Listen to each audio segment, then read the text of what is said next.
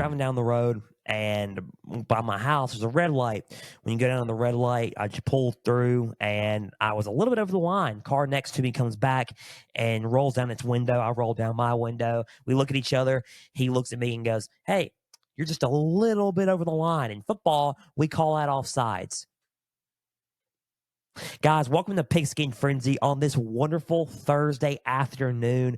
Thank you for joining us. I'm Joel Norris, and whether you're watching us on YouTube, listening on Spotify, listening on Apple, Podbean, you name it, a big thank you for taking some time out of your Thursday to just sit back, watch, and listen to some NFL coverage presented by me. Now, if you're watching on YouTube, subscribe to the channel, like each episode, leave comments down below. Spotify, if you're listening on there, Podbean, if you're listening on there, Apple, if you're listening on there, share around with others and follow on there as well. We have Instagram, X, and Facebook. All you got to do is type in Pigskin Frenzy, follow and like the page there. You'll get episode updates.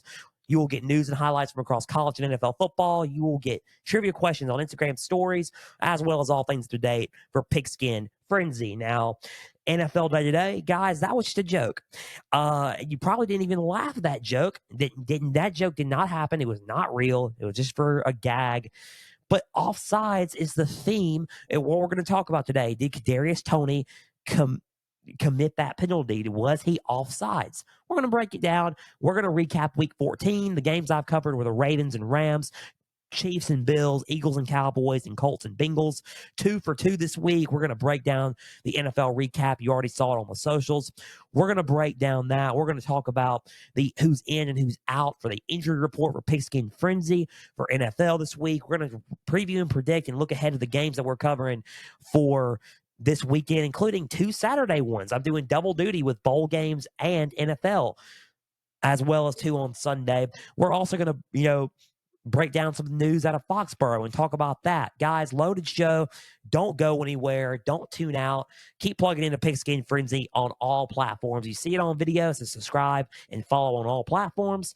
Subscribe and follow on all platforms. YouTube, Spotify, Apple, Podbean. Just keep plugging in and plug in on all socials. Follow and like the pages, X, Instagram, and Facebook at Pigskin Frenzy on all socials. Guys, NFL Day today. If my voice just sounds like, I'm just going to say this is stupid, I'm sorry. My voice is monotone. I'm still getting over this junk, but we're going to break down some football. We're going to talk about some football, and we need to. I'm excited. I'm excited about this week, and I'm a busy man this week with covering games, but listen, I'm doing it for the sake of Pigskin Frenzy, guys. So, Rams and Ravens. Let's break this game down. I was 2 for 2 this week. This is one of the games I got right. I picked the Ravens to win, and I was right. Close game. Final score, Ravens 37, Rams 31. Lamar Jackson, 24 for 43 with 316 yards and 3 touchdowns with 1 interception. 11 carries with 70 yards. Keaton Mitchell, 9 carries with 54 yards, 8-yard reception. Gus Edwards, 6 carries with 15 yards.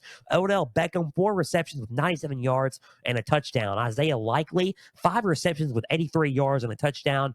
Zay Flowers, 6 receptions with 60 yards and a touchdown. Zay Flowers having a pretty good rookie season so far. Nelson Aguilar, 5 receptions with 32 yards. Rashad Bateman, 2 receptions with 24 yards. Justice Hill, a 12-yard reception. Linebacker Roquan Smith was the highlight for this defense, once again racking up 10 total tackles. Let's go with the Rams really quick. Matthew Stafford, 23 for 41 with 294 yards and 3 touchdowns. Kyron Williams, 25 carries with 114 yards. I mean, you heard my voices go out a little bit just because of me just talking, but 114 yards. He ran the ball extremely well. Royce Freeman, 3 carries with 6 yards. Cooper Kupp, 8 receptions with 115 yards and a touchdown.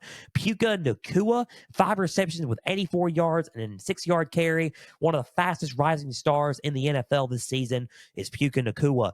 Davis Allen, 4 receptions with 50 yards and a touchdown. DeMarcus Robinson, 3 receptions with 46 yards and a touchdown. Linebacker Ernest Jones, the fourth, was the main highlight for this defense. He racked up 10 total tackles and a sack. Now, this game went into overtime, and It was a close game, back and forth.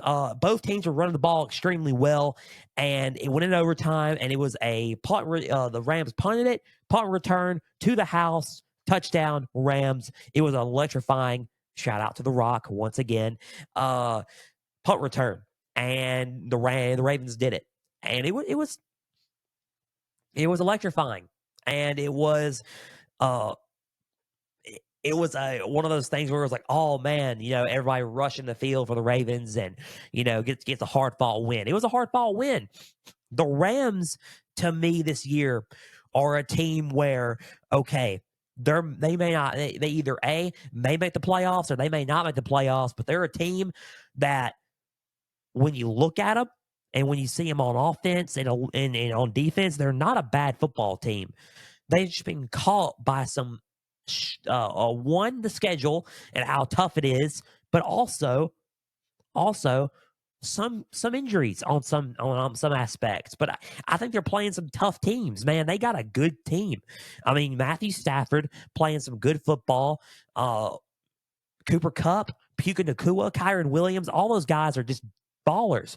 I mean, they got guys like Demarcus Robinson, former Chief, now with the Rams. They got Davis Allen. They got guys like Ernest Jones, and on the defensive side of things, Aaron Donald. The Baltimore Ravens were triple teaming Aaron Donald this past Sunday. They were triple teaming him. I don't think I've seen anybody get triple teamed on the line of scrimmage, especially if it's a defensive lineman. That is insane. The Rams have a loaded team, and they just got caught by a stretch of tough games, and it's just kind of hard to overcome a little bit.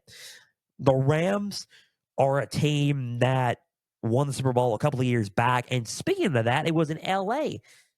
News on that: the Super Bowl 61 in 2027 will return to SoFi Stadium in Los Angeles. Let's see if the Rams can make it back there once more. But I mean, listen, it was a team. This is a team that won the Super Bowl a couple of years back, didn't make it last year because of the injury bug. Now they're kind of fighting for it this year, but I don't know if they can make it with losses like this. It's just tough break, because this is a team that's really talented, but they're not good. They may not make it because of the schedule not being on their side and injuries getting in the way for the Los Angeles Rams. When you look at the Ravens, 10-3. I mean, what else do you say? They're 10-3. I mean, they're a team that when you look at them, they're 10-3. As I pull up their schedule here, 10-3. Has the Jaguars Sunday. We're covering that game. You say you cover the Ravens too much. I'm sorry, but they're in some games where they are important, and this game Sunday is important. So they're first in their division, AFC North. They're 10-3. And they are not only first in the AFC North, they're first in the AFC. If the playoffs were today, it would be a bye week, a first-round bye for the Ravens, and they get home field advantage throughout the whole playoffs. They're looking like a team that is ready, on a warpath, and they run the ball extremely well. Now, I think the penalties are my biggest concern, that and throwing the ball a little bit better. But I think if they can throw the ball a little bit better, not only that, they can clean the penalties up. The Ravens are a team that it's going to be hard to stop, because when they run the ball and they just slowly drain you. When I say slowly drain you, they average about 5 to 6 yards per play by running the football. That is tough, man. That is tough to stop. And it's one of those things where you look at it and you're like, man, what are we going to do? You're just going to have to figure it out. Figure out a game plan on defense to stop a hard rushing attack and the number one rushing attack in the NFL with the Baltimore Ravens. Final score, 37-31. The Ravens looking white hot, 10-3. Got a huge road game against Jacksonville. And on Sunday Night Football, the Rams are, they're 6-7. They're still fighting for that playoff spot, but let's see what happens there. They got the Commanders coming up next this Sunday, and let's see what happens there. They could go 7-7. They're still in they're still in the thick of things. About 4 more games left for everybody, so they're still in the thick of things come playoff time and come January even. So let's just see as Christmas rolls around, and I'm excited about Christmas. Merry Christmas early on to everybody here, and I'll have an update on on Christmas and everything before you know we get before we get to everything, before we get to the end of the episode, and when we get to the end of the episode, I'll update you on episodes of Pigskin Frenzy. Guys, next game up, Baltimore, not Baltimore, Bengals at Colts. Sorry, I'm still hung up on the Ravens. Bengals at Colts, their counterpart in the AFC North. Bengals and Colts. Both of these teams are needed. They needed to be in. Like they needed the win almost. So it was kind of a who's going to win this one and who needs to win more. They both needed equally as much. It was good home game for the Bengals. Close. I thought it was going to be closer. I picked the Bengals to win. I was right, but it wasn't as close as I thought it was going to be. Bengals 34, Colts 14. Joe Burrow on the sideline coaching Jake Browning up, and Jake Browning has been stepping it up as the backup quarterback for the Bengals. He has been electric. Ever since that Baltimore loss, he's turned it up a notch. Jake Browning, 18 for 24 with 275 yards and 2 touchdowns with an interception, 3 carries with 7 yards and a touchdown. Joe Mixon, 21 carries with 79 yards and a touchdown, 3 receptions with 46 yards. Chase Brown, 8 carries with 25 yards, 3 receptions with 80 yards and a touchdown. T. Higgins, 2 receptions with 72 yards. Jamar Chase, 3 receptions with 29 yards. Tyler Boyd, 2 receptions with 23 yards. Tanner Hudson, 2 receptions with 21 yards and a touchdown. Linebackers Jermaine Pratt and Logan Wilson were the highlights for this Bengals defense. Both men racked up 10 total tackles. Let's go to the Colts really quick. Gardner Minshew, 26 for 39 with 240 yards and a touchdown with an interception, 2 carries with 5 yards. Zach Moss, 13 carries with 28 yards, 4 receptions with 28 yards. Trey Sermon, 3 carries with 13 yards. Michael Pittman Jr., 8 receptions with 95 yards. Will Mallory, 5 receptions with 46 yards. Josh Downs, 3 receptions with 32 yards. Alec Pierce, 2 receptions with 22 yards. Kylan Granson, 2 receptions with 17 yards. Mo Alley Cox, 2-yard touchdown reception. The defense played very tough, but couldn't hang on as the Bengals just kept moving the ball. But however, the highlight for this defense was linebacker Zaire Franklin, and he racked up 14 total tackles. Now, let's go with the Bengals, man. 2 back-to-back wins against the Jaguars and against the Colts. 2 must-win games. They won both. Can't lose anymore. Let's see what happens. They got the Chiefs coming up in a few weeks on New Year's Eve. Some tough games coming up, but the Bengals are keeping on fighting. They are keeping on fighting. Look, Trevor Lawrence went down with an injury, and I hate that for him. He did play this past Sunday against the Browns. The Browns ended up winning that football game, but they ended up playing. He ended up playing that game, but that's the Jaguars side. But because of what happened that last Monday, the Bengals ended up pulling out the upset. Field goal winner game. Bengals got it. Then all of a sudden gave Jake Browning some confidence because he played some good football in that game. He was like, you know what?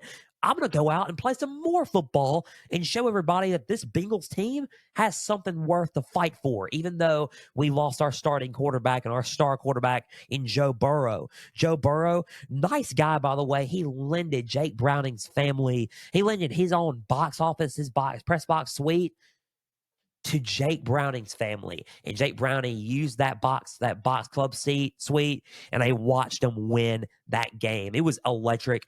Good on Joe Burrow for getting in the seats. Good on Joe Burrow for sticking with it and coaching and helping coach this team, including Jake Browning. Jake Browning played some good football. Look, this team has a good, talented team. It's just got some bad luck with all the injuries, but the O-line still needs to block. Now, the O-line blocked this past Sunday, but can they keep up the pressure or keep up, so to speak, when the pressure keeps going at them? That's my only question about the Bengals. Can they keep winning when pressure and tough opponents start to come up at the end of the season. That's going to be tough to see and going to be tough to call right now, but it's going to be interesting to watch. I mean, the Bengals 7-6, they are still in the thick of things for playoffs. So how about that? They're still in the thick of things for the playoffs. A lot of teams are 7-6 right now, including the Colts. The Colts, not a bad team this year. They are much improved, and not only much improved, Gardner Minshew is carrying this team, especially with the injury of Anthony Richardson down. Gardner Minshew has been winning some games close and in clutch fashion. This is a team that I would watch out for as the stretch keeps, as we go down the stretch a little bit, as we go down the wire. I would watch out for the Indianapolis Colts with Gardner Minshew. He has been winning some of these close games, and if you get into a close game with the Colts, chances are you may not make it out of that game, and that is, it's kind of interesting to see and to listen to and see. The Colts may not win their division, but they may find a way to sneak in to the playoffs here. So let's just see what happens down the stretch, and let's see what happens with these two teams. It was a game where the Colts couldn't really move the ball well, and they didn't move the ball well. They moved the ball. How about this? They moved the ball some, but not to the point where to capitalize. I think the capitalization was not there this game, but the Bengals could move the ball. The Bengals did capitalize, and the Bengals would not take no for an answer in losing this football game. Final score, Bengals 34, Colts 14. Man, the Bengals and the Colts are still in the thick of things, 7-6 for both. Let's just see what happens down the stretch with both of these teams as the schedule just keeps mounting up. Now let's go to the two games that I got wrong, and two of the games that honestly not really, it affects seeding, and it's kind of interesting to see. So let's talk about these two games. The two games that I got wrong. I picked the Chiefs to win over the Bills, and I got that wrong. The Bills came to play. I was very curious, and I said this a couple of weeks ago on Pigskin Frenzy, that I was curious about this game. I was curious to see what happens when Buffalo goes into Arrowhead once again, and let's see what we're going to get. What Bills team we're going to get. We got a Bills team that is trying to fight with every ounce of their being on trying to make it to the NFL playoffs. Final score, Bills 20, Chiefs 17. The way it went down, I'm going to talk about that in a minute, because here we go. The joke I mentioned at the start of the episode, we're going to talk about that. Josh Allen, 23 for 42 with 233 yards and a touchdown with one interception. 10 carries with 32 yards and a touchdown. James Cook, 10 carries with 58 yards and 5 receptions with 83 yards and a touchdown. Ty Johnson, 5 carries with 19 yards. Latavius Murray, 3 carries with 9 yards, 21-yard reception. Dawson Knox, 3 receptions with 36 yards. Stephon Diggs, 4 receptions with 24 yards. Dalton Kincaid, 5 receptions with 21 yards. Deontay Hardy, 25-yard reception. Khalil Shakir, 12-yard reception. The defense, they play with a lot of toughness and physicality. Linebacker Terrell Bernard and defensive back Taron Johnson were the main factors. Bernard racked up 8 total tackles, while Johnson racked up 9 total tackles. Patrick Mahomes for the Chiefs, 25 for 43 with 271 yards, a touchdown, and an interception, an 8-yard carry as well. Clyde Edwards-Helaire, because Isaiah Pacheco was out, 11 carries with 39 yards, 2 receptions with 29 yards. Jerick McKinnon, 4 carries with 19 yards and a touchdown, 3 receptions with 18 yards. Kadarius Toney, we're going to get into him in a little bit, guys. Don't worry. 3 receptions with 25 yards, 2 carries with 16 yards. Rashee Rice, Rashee Rice is coming into his own. SMU, coming out of SMU, 4th round pick in the draft, or 5th round pick in the draft. He was an electrifying receiver, 7 receptions with 72 yards and a touchdown. He's been coming into his own this season. Travis Kelce, 6 receptions with 83 yards. Marquez Valdes-Scantling, 2 receptions with 22 yards. Justin Watson, 18-yard reception. The defense racked up 3 sacks and 1 interception. Safety Mike Edwards was the highlight for this defense, putting up 11 total tackles. The Bills fought, man. The Bills are a team that when you look at them, they are wanting to go, but they have lost a good too many, and they got some teams coming up on their schedule that when you look at them, man, you got to win. Sunday included, and we're covering that game. The 10-3 Cowboys are coming into town, and we're going to talk about the Cowboys here in a little bit, but that's a tough football game right there that's coming up Sunday in Orchard Park. You get them at home, good, but now the pressure is starting to mount up. They're 7-6. They are along with they're along with the Bengals and the Colts here, and the Texans and the Broncos. It's just a big fight for one of those playoff spots, and only one team can get it. And which team's going to miss the playoffs and which team's not? It's hard. It really is. This is a team to me that is too talented to be in the record that they're in and the spot that they're in. There should be that should be one of the top 3 teams up top of the AFC, not fighting for a playoff spot. So that's my take on the Bills. I think that they are a talented team, but they got to protect the football. They got to protect the football, and they got to get out of a big mental headspace into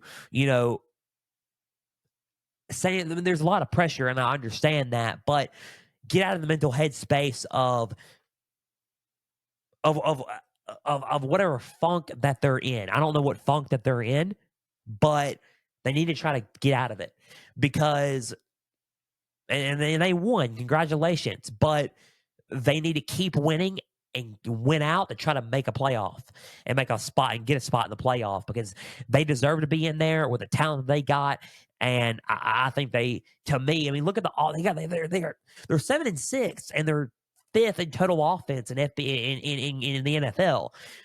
So when you look at them, it's just kind of hard to see and look. You're like, dude, you're one of the top teams in the NFL, moving the ball, but yet again, you're 7-6. It's errors on the Bills' part and internal errors, not external, internal errors on their part that they got to clean up in order to make the playoff. And it's just kind of hard for me to say that, because they're a team, in my opinion, that shouldn't be 7-6. They should be 9-4 or 10-3. So that's my take on the Bills. Tough game Sunday. We're going to talk about that later on in the episode, but that's just my take on the Buffalo Bills. The Kansas City Chiefs, back-to-back losses, and that's something that I wouldn't hear myself say. With Patrick Mahomes, they lost to the Packers. They should have lost that game, and I understand the refs kind of messed them up. They did. They missed 2 big pass interference calls, and it was clear and blatant pass interference, and the Packers ended up winning the game because the refs missed those calls. Now, this call was pretty insane. So at the end of the game, it was 2017, and it was 4th down, and the Mahomes and the guys were going for it. So he throws it to Travis Kelce, and Kelce was getting tackled. He ends up doing an insane spiral lateral to Kadarius Toney, and Toney runs it in for a touchdown. Kadarius Toney runs it in for a touchdown. A awesome play, a unique and sick play. I was like, wow. When I was covering that game, I was like sitting there watching, and I was like, whoa, dude, that was crazy. Travis Kelce played quarterback in high school, okay? So the spiral was just perfect. Lateral it to him, touchdown. Flags were all over the field, and they called Kadarius Toney for offensive offsides. His foot was on the line. That's why I had that joke earlier in the episode. His foot was on the line. You've already seen it. I'm just going to explain it now. For those of you who don't understand an offensive offsides, you have to check with the refs to see if you're positioned right on the field, and especially on offense. And Kadarius Toney, from what I saw, looked like he gave a thumbs up to the ref. The ref is supposed to warn you and give you a blatant warning, right? And then throw the flag. Those are the rules. But it was offensive offsides. Clearly, he was over the line. Patrick Mahomes, and head coach Andy Reid were argumentative about the call. You can even hear the post game interaction between him and Josh Allen, and what Mahomes said to Josh Allen. It's all over the internet. Go and find it. You can go listen to their post game press conference afterwards, and they think it's embarrassing that the NFL made that call, and that they're making calls like that in the league. We shouldn't have referees dictate the game. I understand their frustration. I understand that the refs should not dictate the game. But here's the problem: it was offsides. And you're going to think, dude, you're really going to say that? Yeah, I'm going to say that. It was. It was a penalty. I get the Packers game. The Packers game was blatantly robbed of the Chiefs. Chiefs probably should have won that game, but they didn't because of two bad no pass interference calls that were blatant pass interference, and the Packers got away with it. This game, clear as day, offsides on Kadarius Toney, and they were upset about it. They were not necessarily happy about it. Patrick Mahomes did go and apologize later on in the midweek press conference, getting ready for the Patriots Sunday. They go to Foxborough Sunday, and he apologized for how he acted, and he said that this is not really a great role model for kids. And he didn't feel that he was a good role model for the kids outbursting like that. And I understand that Mahomes really didn't need to apologize that much because look, he hasn't done this a lot to apologize for. But on the flip side, he shouldn't have been mad because it was offsides. It was offsides. He wasn't robbed of them. Offsides, they lost the game, and they're 8-5. And what does that mean? Well, to me, it means they're 2 games behind. I get it. The Chiefs have a lot going on right now. Let me adjust my mic. Sorry, guys. You probably are thinking on audio and YouTube. We can hear you, but I just don't want to get my voice out of range because of how I'm sounding now. But they're 2 games behind. They're behind the Dolphins and they're behind the Ravens. Seeding has changed, and they're 3. This could be the first time in a little bit, especially if they keep dropping some games, where Patrick Mahomes and the Chiefs will have to go on the road in a playoff game. They're going to be in the playoffs. There's no doubt. I think they are. But I think a little bit of focus has shifted off of the game itself and more on the off the field stuff. Listen, you're probably going to give me a lot of hate for this. Taylor Swift's the biggest superstar in the NFL. Not in the NFL, sorry, in the NFL. About right, though, NFL now. But the biggest superstar in the world, best artist in the world right now, most popular. Travis Kelce is now becoming a pop culture icon for dating Taylor Swift. Mahomes is along for the ride. The Chiefs are becoming mainstream, right, in the NFL and mainstream in the league. I understand that. Patrick Mahomes is still the best quarterback in the freaking world. However, the focus has shifted a little bit off of the game of football and onto the off the field stuff. Tune that out for a little bit and let's focus on the game of football because it's December. You have a few games left. The Bengals are a team that, even though they're 7-6, I still wouldn't sleep on them. Didn't matter if you don't have Joe Burrow. Didn't matter if it's in Arrowhead. Do not sleep on anybody because any given Sunday is still in effect for a reason. It's any given Sunday. So do not sleep and just keep focusing on the task at hand, getting a higher spot in the playoffs, and not only that, trying to win back-to-back Super Bowls if I'm the Chiefs. Balance out the mainstream and what's happening on the field. Don't bleed into one. Don't bleed in to one thing. Just balance it out. Handle the distractions a lot better. And that is a team that will make the playoffs and could win the AFC again. So, final score, Bills 20, Chiefs 17. I went on a whole thing about that, but that's a game right there that was different.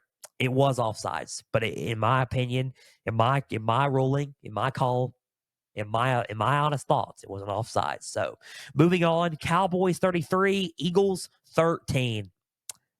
I picked the Eagles to win that one, son of a gun. I picked the Eagles to win that one, and I was wrong. I thought the Eagles were going to come back after, let me just scratch this. 2 weeks ago, I picked the Niners to beat the Eagles. I was right, but I didn't expect that outcome. The 49ers laid it on the Eagles. They poured it on the Eagles in Lincoln Financial Field. Brock Purdy put up 4 touchdowns.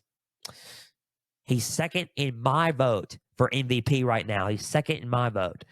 Niners are looking like what I said. When healthy, the most complete team and probably the best team in the league.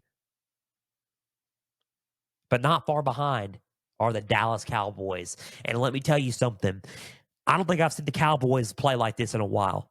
It's been a minute. I don't think I've ever seen it in my 23 years of living seen the Cowboys play like this. I mean, look, Cowboys 33, Eagles 13. The Eagles were number 1 seed in the NFL. Now they are the 5th seed. If the playoffs were today, they would be on the road to Tampa Bay. One game and one thing just changes the trajectory of the whole seeding right now. Cowboys took a leap in the NFC East division. Let's go with these stats and we'll break down the game. Dak Prescott, 24 for 39 with 271 yards and 2 touchdowns with 3 carries and 11 yards. Tony Pollard, 16 carries with 59 yards, 7 receptions with 37 yards. Rico Dowdell, 12 carries with 46 yards and a touchdown, 6-yard reception. Kevontae Turpin, 22-yard carry. Jake Ferguson, 5 receptions with 72 yards. CeeDee Lamb, 6 receptions with 71 yards and a touchdown. Michael Gallup, 3 receptions with 48 yards and a touchdown. Brandon Cooks, 2 receptions with 37 yards. And the defense was all over the Eagles offense. They racked up 3 turnovers and a sack. Defensive back Stephon Gilmore racked up 9 total tackles as he was the highlight for this defense. Let's go with the Eagles really quick. Jalen Hurts, 18 for 27 with 197 yards and 5 carries with 30 yards. DeAndre Swift, 11 carries with 39 yards. Kenneth Gainwell, 4 carries with 28 yards. A.J. Brown, 9 receptions with 94 yards. Devontae Smith, 5 receptions with 73 yards. Dallas Goedert, welcome back Dallas Goedert after being on IR due to forearm surgery, 4 receptions with 30 yards. Alumni Zacchaeus, 28-yard reception. The defense racked up 3 sacks and a turnover, but still couldn't find a way to slow down the Cowboys as a whole. So let's go with the Eagles really quick. 3 turnovers. That's going to be kind of hard to justify trying to win a football game. 3 turnovers, one by Devontae, one by Jalen, another one by, I think, DeAndre Swift. And the Eagles were... Let me just say this. The Eagles had opportunities to move the ball down the field, but they couldn't because not only of the Cowboys defense, but they just didn't capitalize on a lot of their drives. Every point, the 13 points that they scored were all field goals. 3, 6, 9. And I think they scored one touchdown, but I don't remember necessarily the touchdown they scored, but it was 13 points. Cowboys were all over them nonetheless. And when you look at it as a whole, it was a beatdown from opening minute to ending. It was the Eagles just weren't ready for that game. I thought they were going to be. I thought they were going to come back with a vengeance after getting blown out 42-19 by the 49ers, and they didn't. They went to Dallas and got punched in the mouth some more, 33-13. The offense just started off really slow, and they really couldn't get a whole lot going on the offensive side of things. Play calling wasn't all there. They just didn't look like themselves, right? I thought the Eagles were going to trip up. I really did. I thought the Eagles were going to trip up. I thought it was going to be against the Niners, and they were going to try to dust themselves off and come back and win this ball game. The last time these two teams played each other, the Cowboys played a close game in Lincoln Financial Field in Philadelphia, but the Eagles pulled it out 28-23. Call me the Magic Man. Anyway, but the Eagles won. Dallas remembered that game. As I transition into Dallas right now, Dallas remembered that game. And they were going to make a statement. And they did. They take a leap in the NFC East division after one game. The Dallas Cowboys end up taking a leap in the division, and the Eagles are now behind Dallas in the NFC East. Crazy how one game works, how one night and one game of football works. The whole seeding and the trajectory of the playoffs can change, even though the playoffs aren't here yet. It's going into week 15. We still got week 15, 16, 17, and 18 to finish. Four weeks of football left in the professionally to finish. But when you look at it, one game changes the whole thing. 49ers are now the number one seed, which means the 49ers would get home field advantage throughout the whole playoffs, and they get bye first week. So there we go. They get bye first week. And Dallas, they'd be number 2. They would be number 2. Lions 3. Eagles 5. Buccaneers 4. And then you got the Vikings and Seahawks as well in there. So, oh boy. That's all I got to say is, oh boy. Man, we got a lot of teams still vying for playoff spots, but that's not the point. That's not the point here. The Cowboys just shook everything up. They played good offense, good defense. They played an overall good game. They were being more physical than the Eagles. They beat them on the line of scrimmage. Defensively, offensively, special teams, they were the better football team that night. By the way, Dak Prescott, I've honestly never thought I would say this. He's got my vote for MVP. Dak Prescott's got my vote in the MVP race. He really does. If we're talking MVP, Dak has my vote. He leads the league in touchdown passes right now. He's top 3 with passing yards. He is doing more for his team right now than anybody. And I think Dak Prescott could win and should probably right now, if the MVP vote was casted today, I give the MVP to Dak Prescott so far in the season. Let's just see how he keeps playing. But so far, I would give it to Dak. Now that could change, but right now, Dak Prescott is showing that he is right now the MVP, along with 2 other guys, Brock Purdy and Tyreek Hill. I think Tyreek Hill has a right to stake his name in the race as well. So Cowboys play just good football, and they're 10-3. I have not seen the Cowboys play this good. I wouldn't say in a while, but ever. And I'm kind of excited about it. I'm kind of intrigued by it, and I want to see what they do as the stretch, as the final home stretch comes in. They got the Bills Sunday, tough game. They're 10-3. Let's see what happens there. With the playoffs for today, they'd be the number 2 seed in the NFC side of things. Final score 33-13. Dallas dominates the Philadelphia Eagles, and they get the win in impressive fashion at home. Guys, let's move on to other news. That was the NFL recap for week 14. We're going to break down some other news really quick as I scoot my chair, as I, adjust in my chair. We're going to go to the injury report, and then we're going to preview and predict and some of these games that I'm covering. But other news out of Foxborough, a report out of NBC, the Patriots and head coach and GM Bill Belichick are reportedly agreeing to part ways at the end of the season. End of an era.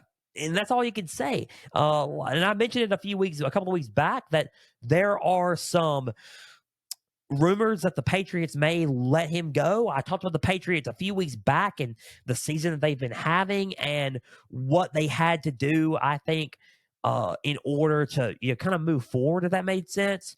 But the Patriots are 3-10. They're 3-10. In my lifetime, I'm so used to Patriots being number one seed in the playoffs or number two in the playoffs and going to the Super Bowl and winning titles with Tom Brady. But ever since Tom left,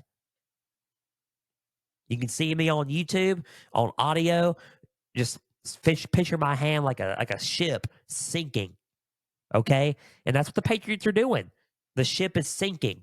And the decisions are not there. The results are not there. And Mac Jones has completely kind of, I would say this, kind of broke out as a quarterback right now. And it's just kind of hard to sit and watch, honestly. It's kind of sad to say it.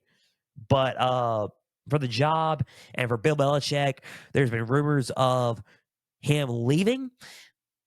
His quote for this week was, "I'm getting ready for Kansas City." Of course, why wouldn't you not be getting ready for Kansas City? I would be getting ready for the Chiefs coming to your house as well in Gillette Stadium. So right now, 3-10, the Pats, not looking good. The decisions have not been there. The players, the games, the results have not been there. And the development of Mac Jones hasn't been there as well. And it's just one of those things where I think right now, in best case scenario, it may be time for a change and for something different in New England, because whatever the Patriot way is, to me, the Patriot way is not 3-10 and not missing the playoffs, as I'm not used to a Bill Belichick team or a Patriots team missing the playoffs, especially 2 years in a row. So that's just my thoughts on everything. Maybe, and I've said this, it's been time for a change, and let's just see what happens at the end of the year out in Foxborough. So the Patriots and head coach and GM Bill Belichick are reportedly agreeing to part ways at the end of the year. Don't know if it's fully true or not, but this is what I've been hearing from NBC. Now let's go with the injury report for Pigskin Frenzy, NFL injury report for Pigskin Frenzy, and who's in and who is out. Browns defensive end, this is happened yesterday. Ogbenita Okoronkwo is dealing with a pectoral injury that could be season ending. I retweeted that out on X. Heartbreaking loss, especially for Agabina. Agabina has been a good edge rusher for this Browns defense, along with Myles Garrett. And it is tough because the injuries on the defense for the Cleveland Browns are starting to kind of add up a little bit. And it's just kind of tough to see Cleveland lose a little bit of injuries there. Brown safety Grant Delpit, he'll miss 4 games due to a groin injury. Do not know if he's going on IR or not, but he may miss games as well. Injuries are just starting to mount for the Cleveland Browns. By the way, congrats to Joe Flacco on returning and starting and leading the way for the Cleveland Browns. They've been getting some big time wins, man. So Joe Flacco, Super Bowl winning champion quarterback formerly for the Baltimore Ravens. So congratulations on Joe Flacco for returning and leading the Browns to a victory, right? So good on him. Dolphins center Connor Williams is out for the rest of the season after tearing his ACL. Tough break for a underrated lineman in Connor Williams, and tough break for the Dolphins, especially losing a key piece to your line like Connor Williams. Chargers quarterback Justin Herbert is out for the remainder of the year after fracturing his right index finger. He had surgery to repair the injury, and he will make a successful recovery, but he is out for the remainder of the year. So the Chargers are pretty much, and this is my honest take, not going to make the playoffs. They should have, because they're talented enough to, but they are not going to. Again, I've said this, I'm beating a dead horse with this because of everything going on with the Chargers coaching wise, but I'm not going to get into that.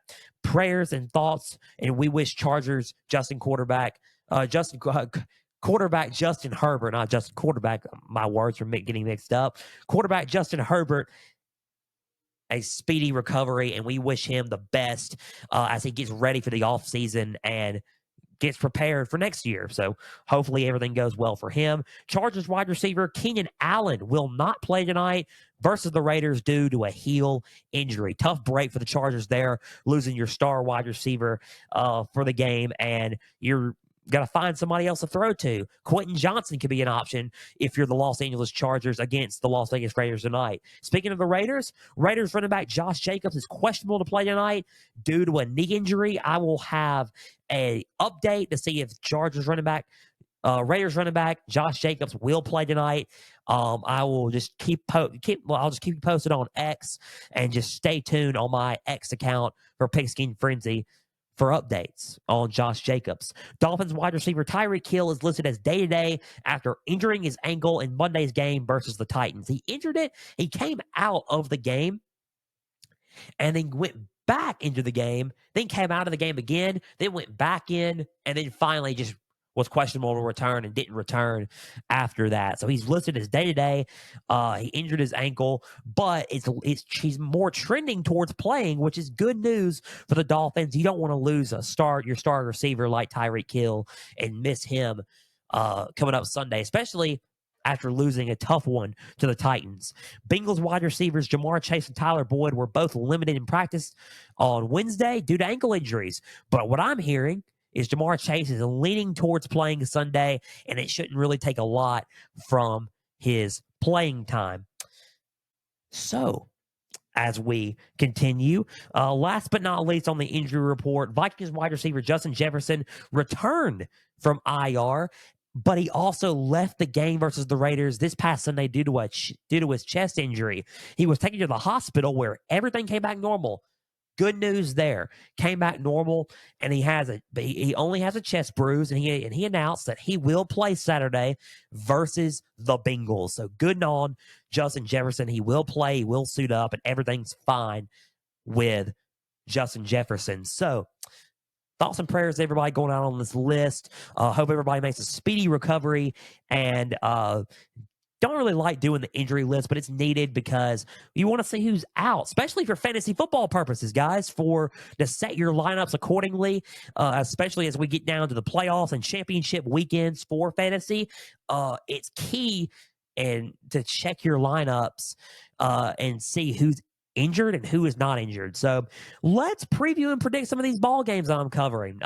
Pulling double duty on Saturday. 2 games on Saturday, one at 1 Eastern, and the next one at 8:15 at night. So let's kick it off with 2 games that are on Saturday and 2 games that are on Sunday. First game, Vikings at Bengals. Guys, both 7-6, both need the win. Now, when you look at the Vikings coming off of a tough win, 3-0 win, it was one of the worst offensive performances games that a lot of people have seen in the modern era. This is the lowest scored game since 2010, I believe. So it's been 13 years since a game like this has come across. 3-0. Vikings beat the Raiders, but they got the win. Nonetheless, a win is a win either way. The Bengals coming off of a good win against the Colts, 34-14. Both teams need to win, especially to keep at it with their playoff hopes. So the keys to this are just pretty much simple. The Vikings offense needs to have a perfect game. They are 12th in total offense. And when you think, dude, 3 points and they're 12th in total offense, it might come as a shock, but yeah, they're 12th in total offense. They move the ball fairly well. They bench Josh Jacobs. They are going to start quarterback Nick Mullins Saturday, and let's see what he can do. Let's see if he can get the ball down the field and score some points and have a perfect game plan on offense to try to win this game Saturday. For the Bengals, stop the passing attack. The Vikings are 8th in passing offense, believe it or not. You would think that they aren't, but they are. They are 8th in passing offense. Now, Vikings rushing offense, however, is 27th. So if you slow down the passing attack for the Cincinnati Bengals on defense, if you limit their passing and you make them run the ball, you can shut the run down as easy, and then you pretty much shut down their offense, and then you win the football game. So those are some keys there for the Bengals that I would take into consideration to try to win the game, right? So who do I have winning this game? Vikings or Bengals? I think it's going to be close, but I got the home field advantage in favor of the Bengals. So I'm going to pick the Bengals to win outright. I think it's going to be a game of 28-17. Honestly, I think the Vikings do score, but I think the Bengals are going to score more. I think it's going to be Bengals 28, Vikings 17. The Vikings go to 7-7, and the Bengals go to 8-6, and they keep on rolling, especially to try to get a playoff spot. Bengals 28, Vikings 17. Give me the Bengals beating the Vikings at home on Saturday. A Saturday special. Another Saturday special, a Saturday night special. The Broncos at Lions. A tricky game for both. Broncos coming off of a loss to the Texans. But the Broncos, man, I just can't put my finger on the Broncos. I said that. They defeated the Chargers. They got a bounce back win over the Chargers. They're 7-6. They're second in the AFC West, only behind the Chiefs, even though they've beaten the Chiefs once. So, I mean, when you look at it, Lions, number one in the NFC North, tough stretch there. It's just something's got to give, right? Something really has to give. For the Broncos, you got to find a way to limit the offense, find a way to limit the weapons on their offense. The Lions are third in total offense. Their offense is cooking with Jared Goff and Amon-Ra St. Brown, David Montgomery, Jahmyr Gibbs, Josh Reynolds. They got some guys, Sam Laporta, the rookie tight end sensation. They got some guys on that offense that cook, right? And they score points. They're third in total offense. You got to find a way to, if you're the defense of the Broncos, to limit those weapons. If you limit those weapons and find the perfect matchups, you could probably sneak off in Ford Field in Detroit with an upset. So let's just see what happens with there. If you're the Lions defense, and this is a key here, you got to stop Russell Wilson and the Broncos offense from getting to a rhythm, because I've seen them get into a rhythm. And once they get into a rhythm, they are hard to stop. There is something about this Broncos team that makes me think, I just can't put my finger on it. They won't stop fighting. A couple episodes ago, I titled it, Let's Ride Broncos Country, because they were on a streak. They ended up losing to the Texans, unfortunately, but they bounced back in a big way against the Chargers. So it's one of those things where you look at it, you're like thinking to yourself, okay, well, let's just see here. I mean, they get into a rhythm and they just don't really slow down. So if you're the Lions here, stop them from getting to a rhythm before it's too late. And that is a big key here if you're the Detroit Lions. Who do I got winning this ball game? I got Detroit winning this game.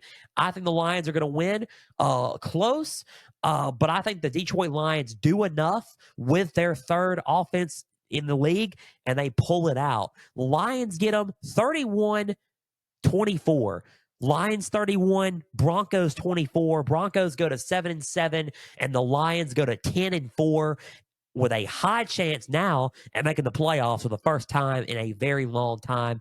10th win for the Lions, 10-4 Lions. They are going to be 31 Lions, 24 Broncos, and they get the win Saturday night at home. Moving on to two Sunday games, let's go with the Ravens at Jaguars. Sunday night football, Ravens at Jaguars. The Ravens are on a roll, man. They're number one in the AFC right now, but the Jaguars coming off of two back-to-back losses. They're going to look to try to get some momentum back on their side. They are still highly confident, according to head coach Doug Peterson and quarterback Trevor Lawrence. So let's see what happens here. It's going to be an interesting Sunday night football game here, and I'm kind of curious to see it. So if you're the Ravens, my take on this is you dominate the line of scrimmage. And that's just me. I would dominate the line of scrimmage. I would find a way to win on both sides of the ball and pound the football by running it. And that gets you the win over a tough and solid Jaguars team. I think being physical in the trenches and dominating the line of scrimmage and playing physical ball up front is key in a game like this, especially with the line that the Jaguars present and the threat on the defensive line and on the offensive line for them that they present. So I think if you're the Ravens, you're going to want to dominate the line of scrimmage. Now, if you're the Jaguars, you're going to have to find a way to slow down that rushing offense. They are the number one rushing offense in the NFL. you're going to have to figure out a way to slow down the run and make Lamar beat you through the air. Now, Lamar can throw the ball, so don't underestimate the Ravens' passing attack because they can beat you through the air, but you're going to have to figure out a way to slow down the run because the run helps get a lot of stuff going for the Baltimore Ravens. So if you're the Ravens, if you're the Jaguars, I would slow down the Ravens and take a big piece of their offense away to try to figure out a way to pull off an upset at home. Who wins this ball game? I think the Ravens win it. I think it's going to be close, but I think Baltimore right now is just too hot right now.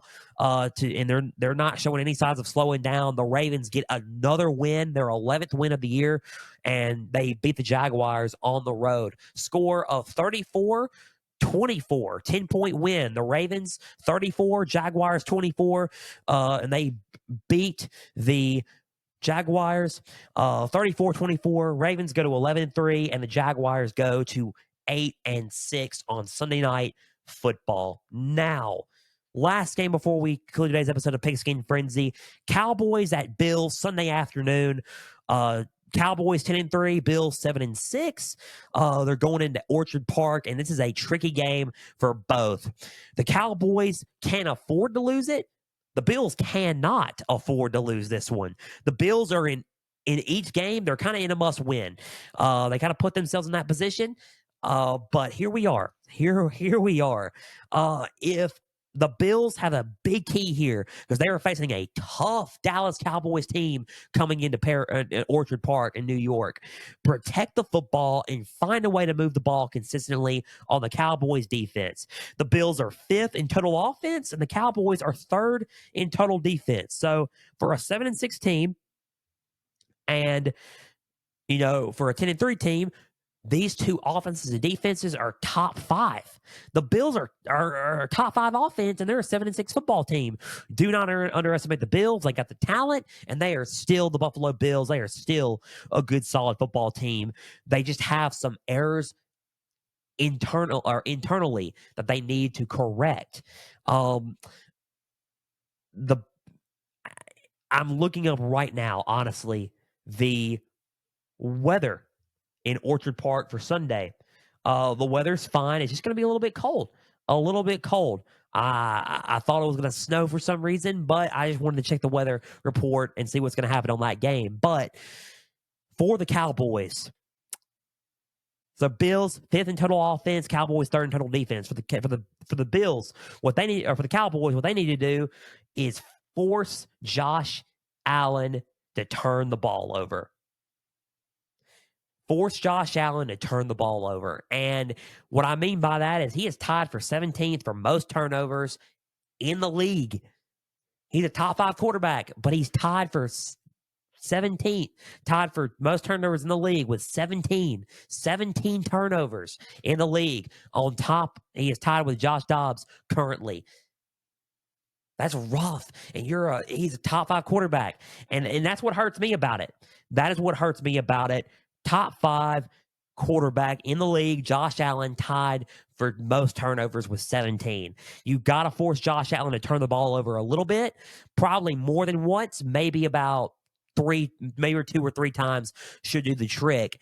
And the Cowboys can capitalize on it, and that's how they can win the game.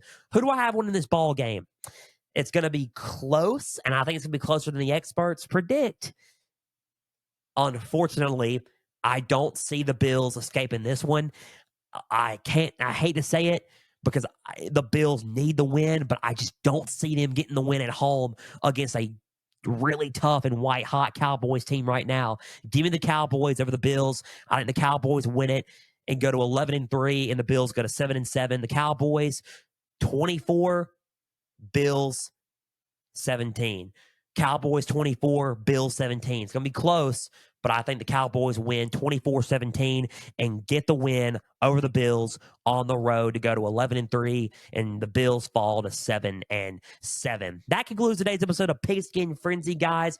A big thank you for taking some time out of your Thursday to just sit back and watch and listen to some NFL coverage presented by me. Now, if you're watching on YouTube, subscribe to the channel, like each episode, leave comments down below. Spotify, Podbean, and Apple, all you got to do is just follow on there and share around with others. X, Instagram, and Facebook, all you got to do is just keep keep following and plugging into Pigskin Frenzy on there. You'll get episode updates, news and highlights from across college and NFL football, trivia questions on Instagram stories, go and answer today's, as well as all things up to date for Pigskin Frenzy. Guys, big thank you for taking some time out of your Thursday.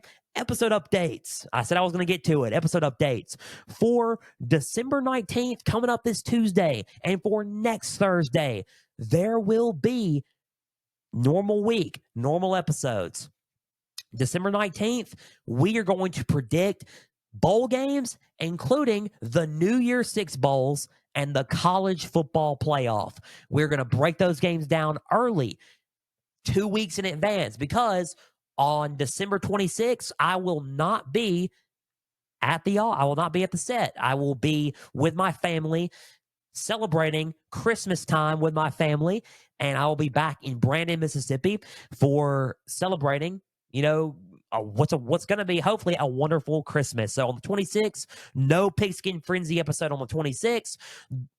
On the 28th episode, there might be, and I'll keep you posted on this, there will most likely be an NFL episode on the 28th of December of Pigskin Frenzy for NFL Pigskin Frenzy. So episode updates there. But I'll keep everyone posted.